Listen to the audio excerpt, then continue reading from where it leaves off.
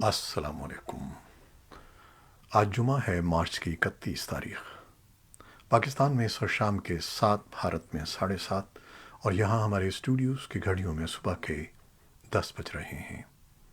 Voice of America Washington کی Urdu service سے میں ہوں خالد حمید، خبروں کے ایک بلٹن کے ساتھ۔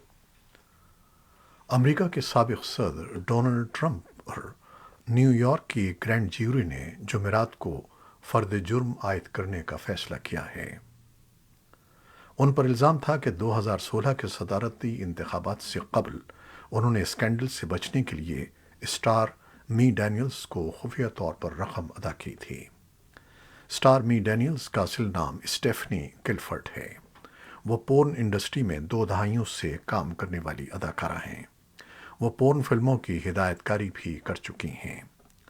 سابق صدر ٹرمپ ان الزامات کی تردید کرتے آ رہے ہیں۔ ڈونلڈ ٹرمپ کے مطابق انہوں نے یہ رقم اسٹار می ڈینیلز کو جھوٹے الزامات لگانے سے روکنے کے لیے ادا کی تھی۔ وہ ایسے پہلے امریکی صدر ہیں جن پر فرد جرم عائد کرنے کا فیصلہ کیا گیا ہے، اور اس لحاظ سے اس معاملے پر امریکی سیاست میں رد عمل متوقع تھا۔ ان کے ساتھ ہی ریپبلکنز نے پروسیکیوٹر پر حملہ کیا ہے اور دعویٰ کیا ہے کہ خالصتاً جماعتی تعصب کا معاملہ ہے، جبکہ ڈیموکریٹس کا کہنا ہے کہ کسی کو بھی قانون سے بالاتر ہونے کی اجازت نہیں ہونی چاہیے۔ ٹرمپ کے وکیل نے کہا کہ سابق صدر مقدمے کی پیروی کے لیے خود نیو یارک جائیں گے۔ فلوریڈا کے گورنر ڈینس سینٹیس نے، جنہوں نے سن 2024 کی صدارتی امیدوار ہونے کا اعلان نہیں کیا ہے لیکن قومی سطح پر نامزدگی کے لیے ٹرمپ کے بعد دوسرے نمبر پر ہیں، ٹویٹر پر اپنے ایک بیان میں نیو یارک کے پروسیکیوٹر ایلن بریگ پر، جو ایک ڈیموکریٹ ہیں، الزام عائد کیا کہ وہ قانونی نظام کے سہارے سیاسی ایجنڈے کو آگے بڑھا رہے ہیں۔ اقوام متحدہ میں ٹرمپ کی سابق سفیر نکی ہیلی، جنہوں نے سن 2024 میں صدارتی انتخابات میں حصہ لینے کا اعلان کیا ہے، انہوں نے بھی فرد جرم کے بارے میں کہا کہ یہ انصاف سے زیادہ انتقام کے بارے میں ہے۔ ٹرمپ انتظامیہ کے دوران وزیر خارجہ اور ایک اور ممکنہ صدارتی دعوے دار مائک پومپیو نے پروسیکیوٹر پر الزام لگایا ہے کہ وہ سیاست کھیل رہے ہیں۔ ٹرمپ کے دیرینہ ڈیموکریٹک دشمنوں نے ایک مختلف انداز اختیار کرتے ہوئے کہا ہے کہ اگر غلط کام کا الزام لگایا گیا ہے تو کوئی بھی شخص پروسیکیوشن سے بچ نہیں سکے گا، لیکن الزامات کا جواب دینے کے لیے ان کو عدالت کا سامنا کرنا چاہیے۔ ایوان نمائندگان کی سابق اسپیکر نینسی پلوسی نے ٹویٹر پر لکھا کہ گرینڈ جیوری نے حقائق اور قانون کے مطابق کام کیا ہے۔ کوئی بھی قانون سے بالاتر نہیں ہے اور ہر کسی کو بے گناہی ثابت کرنے کے لیے مقدمے کی سماعت کا حق ہے۔ انہوں نے مزید کہا کہ امید ہے کہ سابق صدر پرامن طریقے سے اس نظام کا احترام کریں گے جو انہیں یہ حق دیتا ہے۔ ڈیموکریٹک سینٹ کے اکثریتی رہنما چک شومر نے ایک بیان میں کہا کہ مسٹر ٹرمپ انہی قوانین کے تابع ہیں جو ہر امریکی کے لیے ہے۔ وہ حقائق اور قانون کے مطابق اپنی قسمت کا تعین کرنے کے لیے قانونی نظام اور ایک جیوری سے فائدہ اٹھا سکتے ہیں، سیاست سے نہیں۔ نیو یارک کی سڑکوں پر اس خبر پر ملے جلے رد عمل کا اظہار کیا گیا ہے۔ یورپی پارلیمنٹ اور کونسل نے اب اس فہرست کو اختیار کرنے کا اعلان کر دیا ہے جسے 3 ماہ قبل پاکستان کو تجارت کے لحاظ سے ہائی رسک ممالک کی فہرست سے نکال دیا گیا تھا۔ اس سے متعلق کام کرنے والے یورپی کمیشن نے یہ تجویز گزشتہ سال دسمبر میں دی تھی، جسے اب پارلیمنٹ کی توثیق حاصل ہوئی ہے۔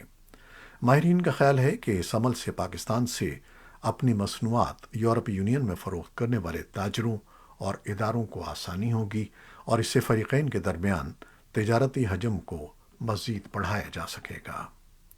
یہ خبر ایک ایسے موقع پر سامنے آئی ہے جب پاکستان شدید معاشی مشکلات کا شکار ہے۔ آئی ایم ایف سے اسے قرض پروگرام کے نئی قسط حاصل کرنے کے لیے کڑی شرائط کا سامنا ہے۔ ملک میں مہنگائی 5 دہائیوں کی تاریخی بلند سطح پر پہنچ چکی ہے، جبکہ برآمدات، قرضوں کے حجم سمیت زیادہ تر معاشی اندازے مزید خرابی کے اشارے دے رہے ہیں۔ پاکستان کے سب سے بڑے شہر کراچی میں راشن کی تقسیم کے دوران بھگدڑ مچنے سے کم از کم 6 افراد ہلاک ہو گئے ہیں۔ ہلاک ہونے والوں میں خواتین اور بچے بھی شامل ہیں۔ کراچی سائٹ ایریا میں فیکٹری کے باہر زکوٰۃ کی تقسیم کے دوران بھگدڑ مچ گئی۔ 6 خواتین اور 3 بچوں سمیت 9 افراد جاں بحق ہو گئے۔ زخمی اور لاشیں پہنچنے کے بعد عباسی شہید ہسپتال میں ہائی الرٹ جاری کر دیا گیا۔ پولیس کا کہنا ہے کہ راشن یا زکوٰۃ تقسیم کرنے کی پیشگی اطلاع نہیں دی گئی تھی۔ خلاف ورزی پر 7 افراد کو گرفتار کر لیا گیا ہے۔ مقامی ذرائع ابلاغ کی رپورٹس کے مطابق بھگدڑ مچنے سے قریبی نالے کی دیوار بھی گر گئی، جس میں گرنے سے بھی ہلاکتیں ہوئی ہیں۔ عدالت عالیہ لاہور نے صوبہ پنجاب کے 3 مختلف اضلاع میں نگراں پنجاب حکومت کی جانب سے پاکستانی فوج کو زرعی اراضی لیز پر دینے کے خلاف درخواست پر سماعت کرتے ہوئے فیصلے پر عمل درآمد کو روکتے ہوئے تمام فریقین کو نوٹسز جاری کر دیے ہیں۔ عدالت نے اپنے تحریری حکم میں لکھا ہے کہ درخواست گزار کے مطابق آرمی کا کام اندرونی اور بیرونی سیکیورٹی سے نمٹنا ہے۔ جسٹس عابد حسین چٹھا نے 2 صفحات پر مشتمل تحریری حکم جاری کرتے ہوئے پنجاب حکومت کے رواں برس 20 فروری کے نوٹیفیکیشن پر عمل درآمد روک دیا ہے۔ خیال رہے کہ پنجاب کی نگراں حکومت نے ایک معاہدے کے تحت رواں ماہ 20 مارچ کو پاکستانی فوج کو 3 اضلاع ساہیوال، خوشاب اور پھکر میں 45,000 ایکڑ سے زائد اراضی کارپوریٹ ایگریکلچر فارمنگ کے لیے پاک فوج کے حوالے کی تھی۔ کراچی میں ہندو اقلیت سے تعلق رکھنے والے سینئر ڈاکٹر کو قتل کر دیا گیا ہے۔ ڈاکٹر بیربل اپنے پرائیویٹ کلینک سے نکل رہے تھے جب مسلح حملہ آوروں نے ان کی گاڑی پر فائرنگ کی۔ وہ ایک معروف سینئر ڈاکٹر تھے جو حال ہی میں کراچی میٹروپولیٹن کارپوریشن کے medical and health services director کے عہدے سے ریٹائر ہوئے تھے۔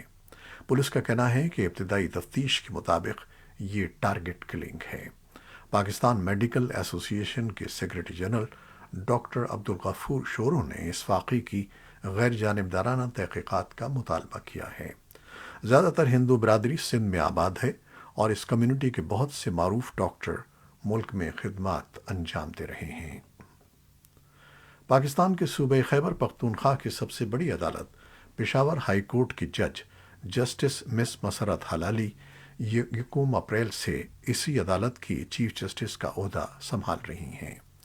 جسٹس مسرت ہلالی پشاور ہائی کورٹ کے قائم مقام چیف جسٹس کی حیثیت سے عہدہ سنبھالنے والی پہلی پشتون خاتون چیف جسٹس ہوں گی۔ بھارتی ریاست مدھیہ پردیش کے شہر اندور میں ہندوؤں کے مذہبی تہوار رام نومی کے موقع پر ایک مندر میں کنویں کی چھت گر جانے کے حادثے میں ہلاکتوں کی تعداد 36 ہو گئی ہے۔ رپورٹس کے مطابق شری بالیشور مہادیو جھولے مندر میں ایک کنویں پر چھت بنی ہوئی تھی جو عقیدت مندوں کے بوجھ سے دب کر ٹوٹ گئی، جس کے نتیجے میں 30 سے زائد لوگ 40 فٹ گہرے کنویں میں گر گئے، جس میں 4-5 فٹ تک پانی موجود تھا۔ عینی شاہدوں کے مطابق حادثے کے وقت 2 درجن سے زائد افراد کنویں کی چھت پر موجود تھے۔ کنواں مندر کے احاطے میں ہے۔ کچھ لوگوں کا کہنا ہے کہ اس کے اوپر ہی مندر بنا ہوا ہے۔ حادثے کے وقت وہاں پوجا ہو رہی تھی۔ بھارت کے زیر انتظام کشمیر کے حکام کا کہنا ہے کہ علاقے میں منشیات کے استعمال میں حالیہ برسوں میں نمایاں اضافے کے پیش نظر اس غیر قانونی کاروبار میں ملوث افراد کے خلاف قانون نافذ کرنے والے اداروں کی طرف سے شروع کی گئی مہم میں تیزی لائی گئی ہے۔ ان کا کہنا ہے کہ گزشتہ 15 ماہ کے دوران ایسے 2000 سے زائد افراد کو گرفتار کیا گیا ہے اور ان میں سے کئی ایک کو سختگیر قانون پبلک سیفٹی ایکٹ یا PSA کے تحت جیل بھیج دیا گیا ہے۔ بھارت کی وفاقی وزارت سماجی انصاف و تفویض اختیارات کی طرف سے نئی دہلی کے all India institute of medical sciences کے national drug dependence treatment centre کے ذریعے حال ہی میں کرائے گئے ایک سروے کے مطابق جموں و کشمیر میں نشے کے عادی افراد کی تعداد تقریباً 10 لاکھ ہے۔ یہ اس کی کل 1,36,00,000 آبادی کا 7.35% ہے۔ طالبان حکومت کے چیف آف اسٹاف قاری فصیح الدین فطرت نے RTA کو انٹرویو دیتے ہوئے افغانستان کی فضائی حدود کی خلاف ورزی پر امریکہ کو تنقید کا نشانہ بنایا ہے۔ فطرت نے توجہ دلائی کہ اگرچہ یہ معاہدے میں ایک اصطلاح تھی، لیکن اس کی کئی بار خلاف ورزی کی گئی ہے، اور امریکی فریق کو مطلع بھی کیا گیا، لیکن اس کی کئی بار خلاف ورزی کی گئی۔ ایک فوجی ماہر اسد اللہ ندیم نے کہا کہ کیونکہ افغانستان کی فضائی حدود میں اڑان بھرنے والے طیارے اور ڈرون کچھ بہت ہی ترقی یافتہ ممالک کے ہیں، اس لیے طالبان حکومت کے لیے ان کا دفاع کرنا بہت مشکل ہے۔ چیف آف اسٹاف نے کہا کہ وزارت دفاع کی افواج کو مزید پیشہ ورانہ بنانے کی کوشش کی جائے گی۔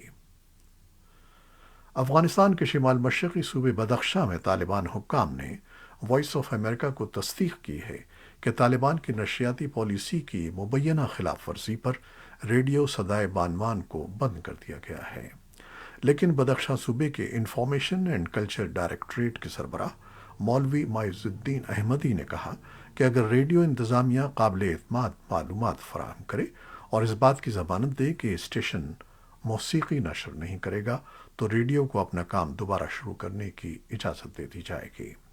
انہوں نے کہا کہ صوبائی حکام کی جانب سے انتظامیہ کو متعدد بار مطلع کیا گیا تھا کہ موسیقی کی نشریات اسلام میں ممنوع ہیں، لیکن انتظامیہ نے ان تنبیہات کو نظر انداز کیا۔ انہوں نے کہا کہ ریڈیو اسٹیشن رمضان کے مہینے میں بھی متعدد بار موسیقی نشر کرتا رہا۔ شام کے سرکاری میڈیا نے اطلاع دی ہے کہ اسرائیل نے جمعے کی صبح دمشق پر میزائل حملے کیے ہیں۔ 2 دنوں میں حملے کا یہ دوسرا دور ہے۔ جانی نقصان کے بارے میں فوری طور پر کوئی اطلاع نہیں ملی۔ سرکاری میڈیا نے رپورٹ کیا کہ اسرائیل نے میزائلوں کی بوچھاڑ کی اور شام نے ان میں سے کچھ کو مار گرایا۔ اسرائیل شاذ و نادر ہی شام پر اپنے کسی حملے پر تبصرہ کرتا ہے۔ شام میں اس علاقے میں ایران کا اثر و رسوخ اس وقت سے بڑھ رہا ہے جب اس نے سن 2011 میں شروع ہونے والی خانہ جنگی میں صدر بشار الاسد کی حمایت شروع کی تھی۔ اسرائیل کے حملوں کا مقصد عموماً ایران سے منسلک اہداف کو تباہ کرنا ہے۔ فن لینڈ کو نیٹو میں شمولیت کے لیے اجازت اس وقت مل گئی جب ترکی نے جمعرات کو دیر گئے نارڈک ملک کی رکنیت کی توثیق کر دی۔ اس طرح 30 رکنی مغربی فوجی اتحاد میں فن لینڈ دستخط کرنے والا آخری ملک بن جائے گا۔ نیٹو کے تمام ارکان کو ایک نئے ملک کو تسلیم کرنے کے لیے متفقہ طور پر ووٹ دینا ہوتا ہے۔ ترک پارلیمنٹ کے جمعرات کے اس فیصلے سے پہلے ہفتے کے شروع میں ہنگری نے فن لینڈ کی درخواست کی توثیق کی تھی۔ تاہم شمالی یورپی ملک فن لینڈ کو 31واں نیٹو رکن بننے سے پہلے چند مزید اقدامات اور طریقہ کار سے گزرنا ہوگا۔ یہ تھیں وہ خبریں جو فیس بک لائیو پر ہم نے آپ کے لیے پیش کی۔ ہماری ویب سائٹ، یوٹیوب اور پوڈ کاسٹ پر یہ بلیٹن آپ کے لیے پوسٹ کر دیا جاتا ہے۔ آپ ہمارے بلیٹن کو شیئر کرتے ہیں اور اپنے کمنٹس میں اپنی محبتوں اور دعاؤں کا اظہار کرتے ہیں، جس کے لیے ہم آپ کے بے حد ممنون ہیں۔ اپنی ان محبتوں کو، کاوشوں کو جاری رکھیے گا۔ نیوز ایڈیٹر قمر عباس جعفری کے ساتھ خالد حمید کو اب اجازت دیجیے گا۔ اللہ حافظ۔